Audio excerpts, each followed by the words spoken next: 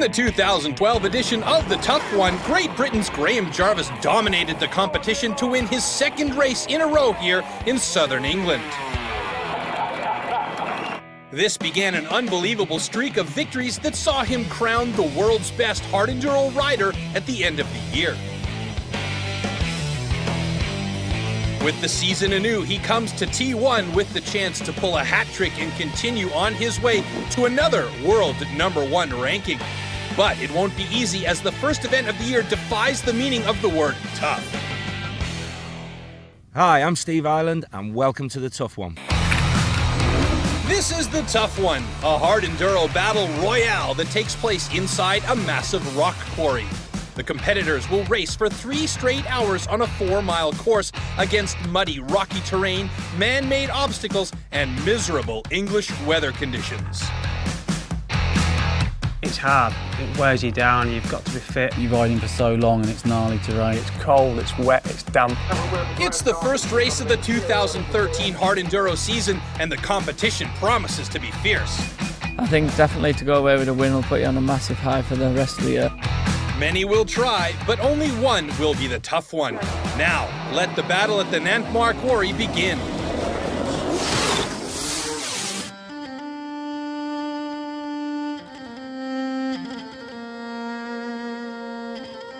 I'm Steve Ireland, I'm the organiser of the Tough One, run by War Events in the United Kingdom.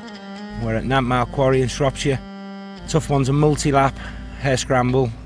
Rider does as many laps as he can in the time allowed, which is 3 hours for the pro race this year in 2013. We've got cars out there, log sections, tyre sections, gnarly quarry, natural descents and ascents. It's tough, it's as tough as it's been any year before.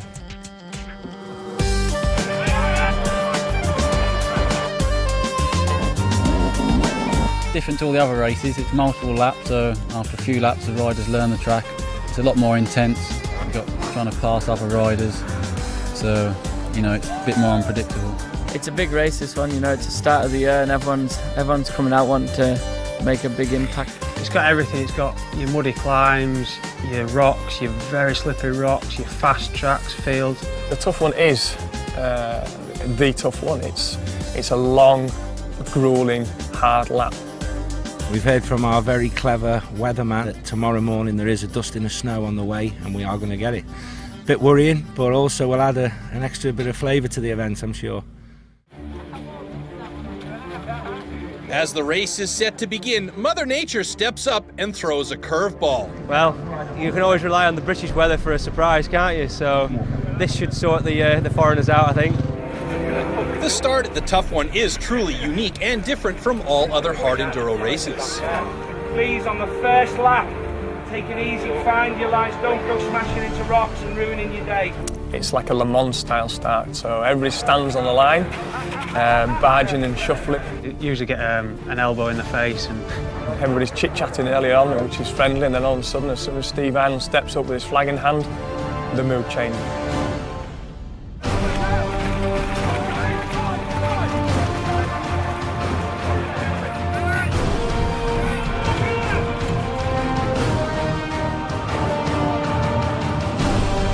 After the Le Mans start, it's Alex Wig who gets to the bikes first, followed by last year's winner, Graham Jarvis. Now begins a 3-hour game of catch the leader. And the rider up front has to set the pace early because he knows the pack is right behind, hunting him down. Alex Wig may have gotten off to an early lead, but that's all about to change because the 2-time champion is right behind him and gaining. Technically the track looks a bit easier this year, so it's going to make for a lot closer racing. We've got a 4-mile lap, I think it is. It should take roughly about 10 minutes to get there. As the riders make their first entrance into the bottom of the quarry, they're completely covered in mud. Graham Jarvis aboard his signature blue Husaberg is in the lead. Even with the bad start, Johnny Walker, donning his Red Bull helmet, has moved into second place, only moments behind Jarvis. As the race wears on, the muddy and wet conditions will force riders to stop and remove slippery gloves and dirty goggles. This critical time delay could mean the difference between winning or losing. We're going to be doing a lot of laps in the day, so the track's going to get really worn out. So there's going to be a lot of hill climbs with big ruts in. There's going to be fallen riders all over the place.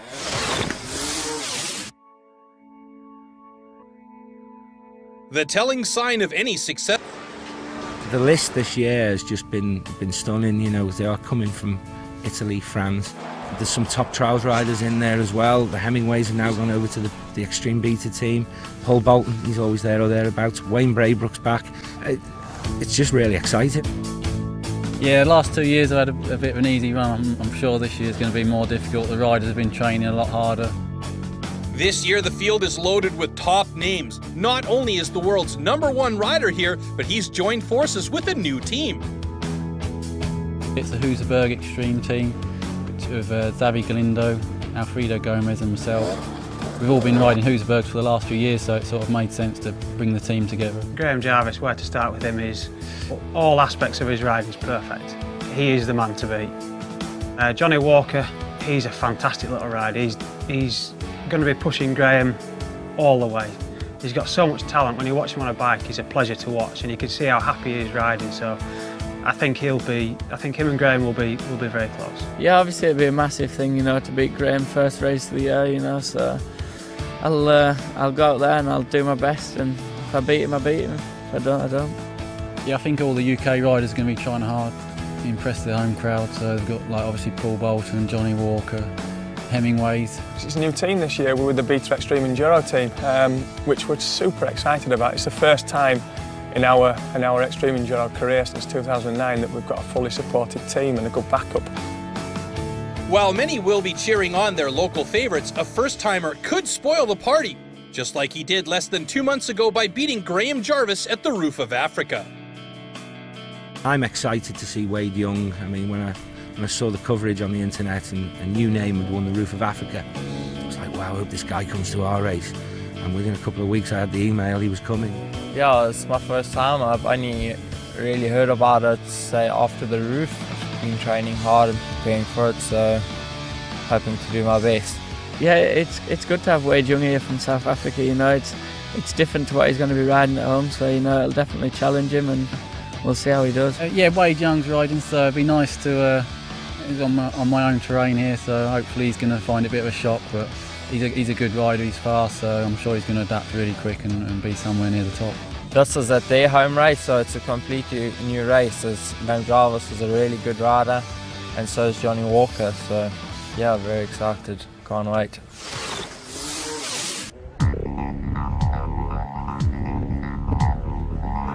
Back to racing, and Graham Jarvis begins extending his gap on the field. It seems as if his recent loss at the Roof of Africa has provided some early motivation for 2013. Wearing the white helmet, number 8, Paul Bolton has moved into second place as Johnny Walker makes some costly mistakes. Number 9, Wade Young may have had his wake-up call in these wet conditions. He's dropped back off the pace and almost out of the top 10. And the rest of the competitors are faring no better as the quarry shows no mercy.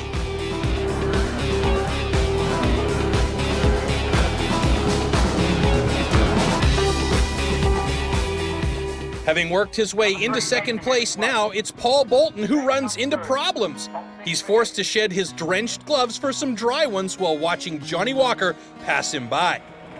Precious lost time like this is difficult to regain against this kind of a field, but Bolton knows anything can happen at the tough one. After a great start, Dan Hemingway on the new Beta team runs into problems and his day is done. Started off fantastic, third man up the hill after the sprint start and got going. And along this bottom section here where it's very stony and rocky, and I thought, I didn't know what was going on. The rear tyre just felt like it was nothing there. It was hitting the rim all the time. And when I pulled across to stop, I'd split the tyre, obviously earlier on the first lap, and then that had caused the tyre to spin on the rim. By the time we'd come back to the van and put the new spare wheel in, I think I was about 2 or 3 laps down. So, but I didn't want to stop and just call it a day because it's a new bike and a new team, and riding is going to give me a bit of experience with the bike, and the bike's performed faultless all day. These These days, many of the world's best hard-enduro riders come from a trials background. Meet Dan and Ben Hemingway, two brothers bred and raised on the trials circuit who now compete against each other in hard-enduro. And for them, they wouldn't want it any other way. Come on, everybody. Welcome to my house. Come on in. Here on the farm's good. With free range, we can do whatever we want, you know. Take Dan's machines, go dig stuff, play about with bikes, cars, anything really. You know, it is good. We're very lucky where we are. Yeah, I'm a lot younger than Dan. I'm a full 2 years younger than Dan. He's quite old, really. I'm the oldest of the two. I'm now 37, 38 in February. Married, two children on the way and growing up fast. A 7-year-old in Harry and a 4-year-old in Joe. Ben's here. I work with my father doing lawn repairs and fabrication. Down on the farm, I have my own business. I run a small plant hire firm, so in between working, we do riding as well.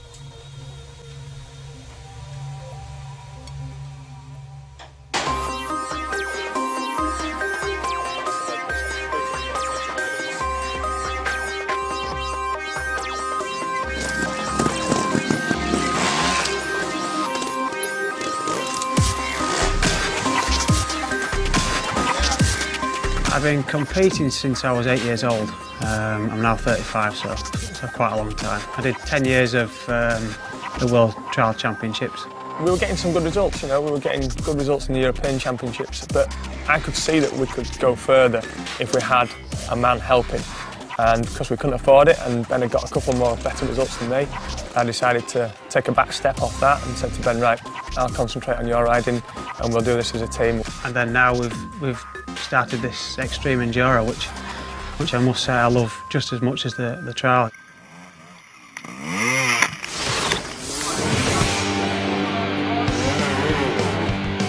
It's midway through the race. Arm pump and fatigue are severe for most of the riders. Firmly in second place now, Johnny Walker's troubles are clearly behind him. He's slowly chipping away at Jarvis's lead.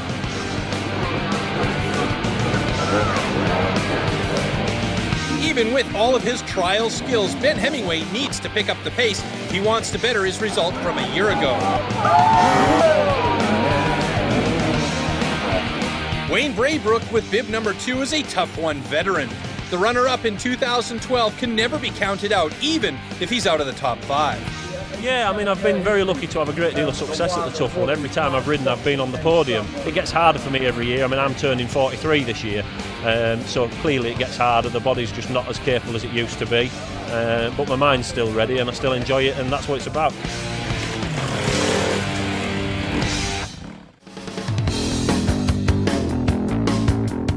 Jarvis is still leading, but Johnny Walker is not far behind in second, while Paul Bolton, Danny McKenney, and Alfredo Gomez round out the top 5.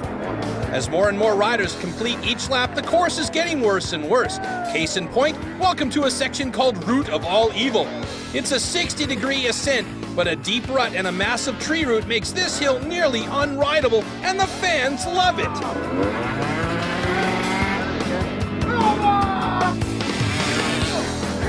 Each time one of the competitors comes through, they risk falling prey to not only the hill, but other fallen riders as well.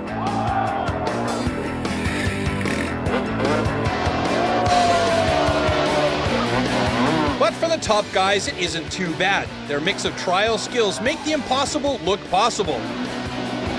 Well, almost. The sport of hard enduro comes down to 3 basic disciplines: mental toughness, speed, and technical skill. But why do so many great riders come from the UK? What's the secret to their success? Let's take an inside look.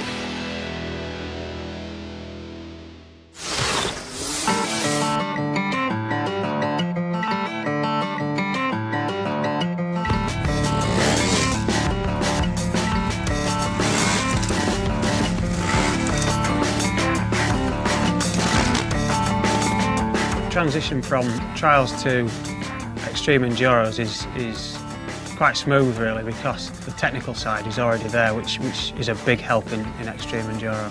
For a trials ride it's hard to get the speed, which takes quite a while to get brave enough to go fast. You don't have to look at the top few riders. Graham Jarvis is an ex-world trials rider. Johnny Walker, he was very good in the European Championships and a schoolboy trials rider.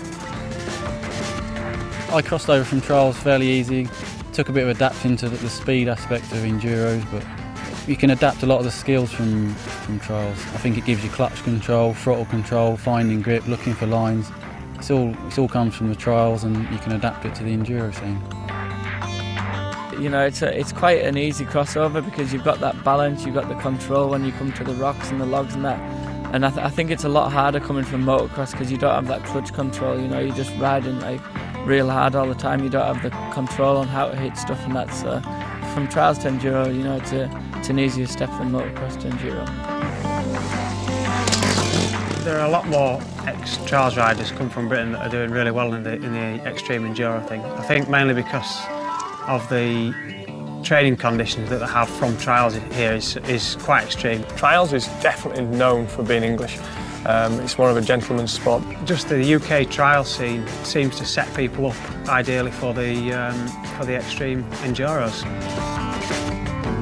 And I think as well, we're hardened to the fact that riding in England's always hard work. You've seen today, it's cold, it's wet, it's damp. So throw a bit of heat at us and we're loving it. Trials is such a benefit for extreme enduros, just to make everything second nature. It's a traditional Englishman's sport, and it's carried on all the way through my father's generation, and then passed down to me, and now obviously passed down onto my boys.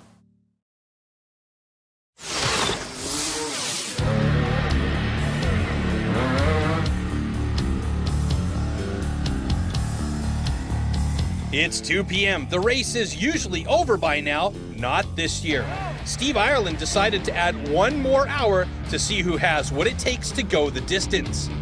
Now is when the competitors will truly understand why this race is called the Tough One.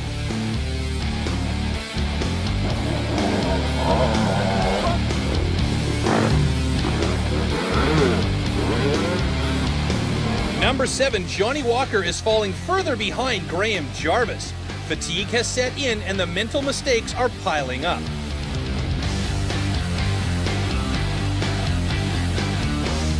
This may be the opening Paul Bolton needs to reclaim second place.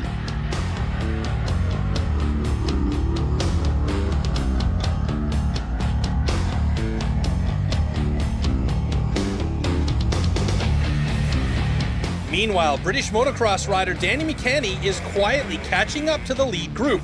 On his red gas, he sits in 4th place.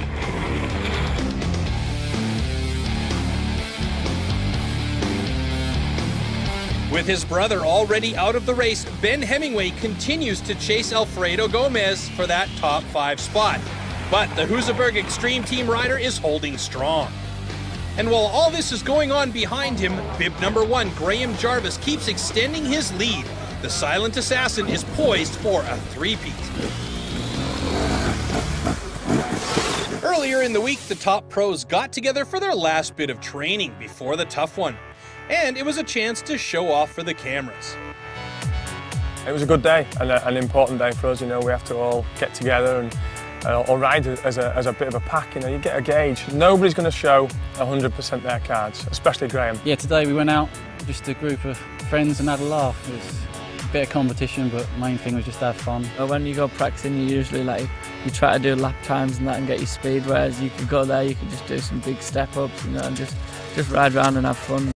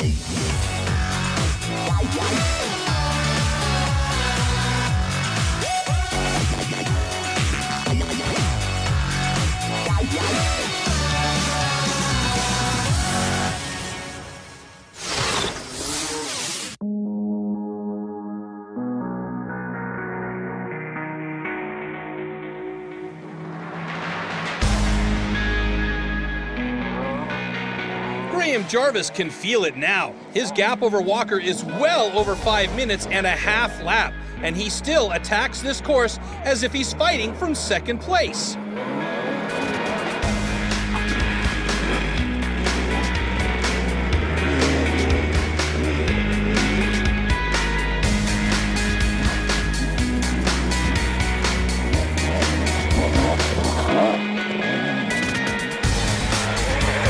Question for Johnny is, can he hold off Bolton long enough for the number 2 spot?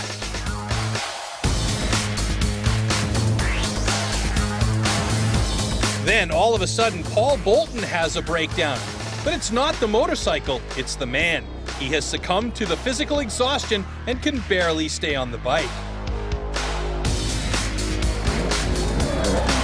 Fortunately for the 21-year-old mechanic, he's only moments behind.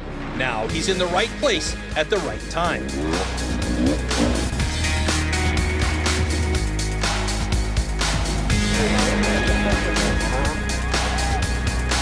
Back at the finish, the crowd awaits the victor. For the first time in his hard-enduro career, Graham Jarvis pulls a hat trick.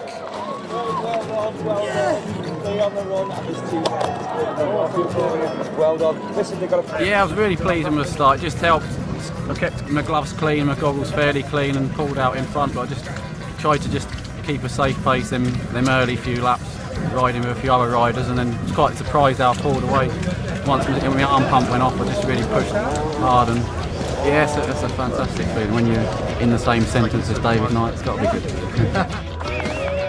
Though he fell second to Jarvis once again, Johnny Walker's debut at the Tough One netted an impressive result.